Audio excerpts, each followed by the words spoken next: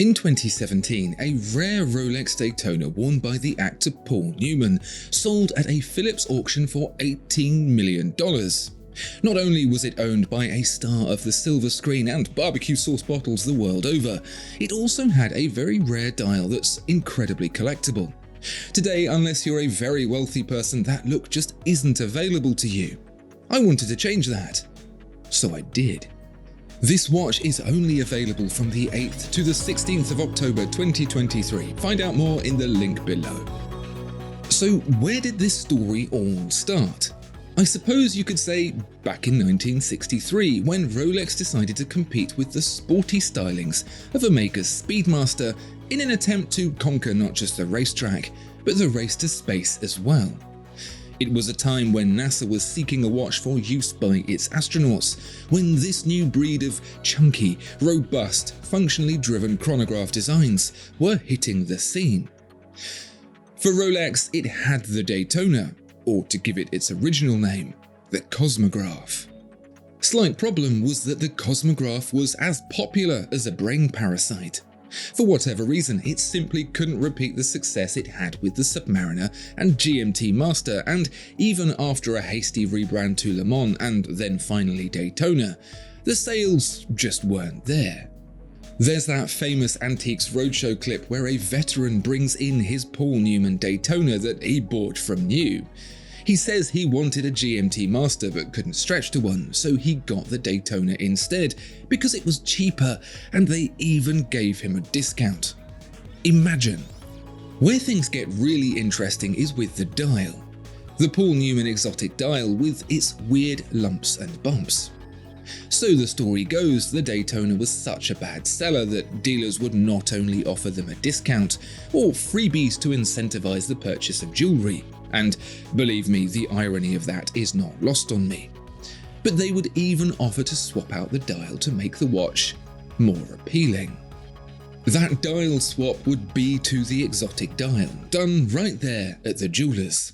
I have an inkling there was an incentivized jewelry purchase involved when Joanne Woodward, then married to Paul Newman, picked out the watch for him.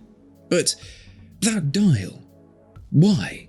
It's so unusual.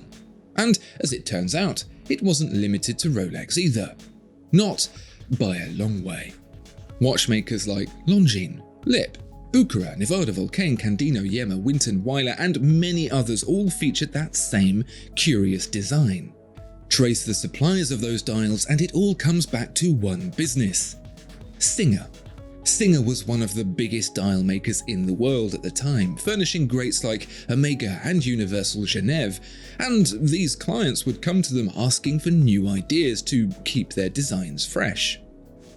If you've ever wondered why the dials on 60s watches all look so similar, that's why. And for Rolex, it wasn't just the Daytona that got the exotic treatment. A rare concept watch, the Cosmograph Yachtmaster, which included a regatta indication on the minute subdial, also featured it. It seems the design was very much a concept of Singer, not Rolex, and they weren't just offering it to the highest bidder, but as it happens, any bidder. Is there any rhyme or reason to the strange shapes of the subdial markings? I think that information has been lost to time. Perhaps it's a way to make the very tiny subdial indicators more readable, where each bigger blob draws the eye to the thinner line. Or perhaps they just thought it looked cool. It was the 60s after all. All in all, there were only some 2,000 Paul Newman exotic dial Daytonas made, and likely even less of the other brands. It seems a shame for this iconic and unusual blip to only be applicable to those with enough cash to build a fort out of it, which got me to thinking, what if I made my own? Maen is one of the micro brands we've featured a few times in the past, and I've been consistently impressed with not just the value for money their watches offer, but also my favourite thing: proportions. They're not too big or too small, for my tastes anyway, and they balance all the details well without feeling like a Hall of Mirrors version of a vintage watch. And the attention to detail is something I've really enjoyed too. It's a hard thing to quantify in terms of sticker price, but very much makes itself known as soon as fingers touch metal. There's no scratchy, sharp, pinchy bits here. So I threw caution to the wind and took a chance in asking if they'd allow me to contribute to design. To my surprise, they said yes. Just so happens they were working on the updated Mark III Skymaster chronograph, and just so happens that a chronograph is what I wanted to design. Working within the basic parameters of the Skymaster, I combined the steel bezel with a dial that borrows a whole bunch of vintage elements that I wish more modern watches would take advantage of. So of course it has the exotic dial, although here I switched the squares for circles as I thought it felt a bit less blocky, I suppose. The watch is round, so it seemed nicer to me that those were round too. There's a red chapter ring around the outside, a muted red with small creamy lume plates.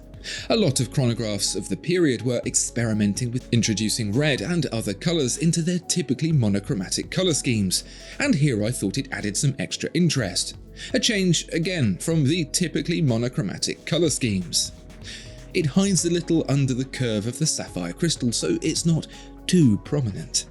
The polished hour markers sit inboard on a raised step, which floats above an ever so slightly off-white base.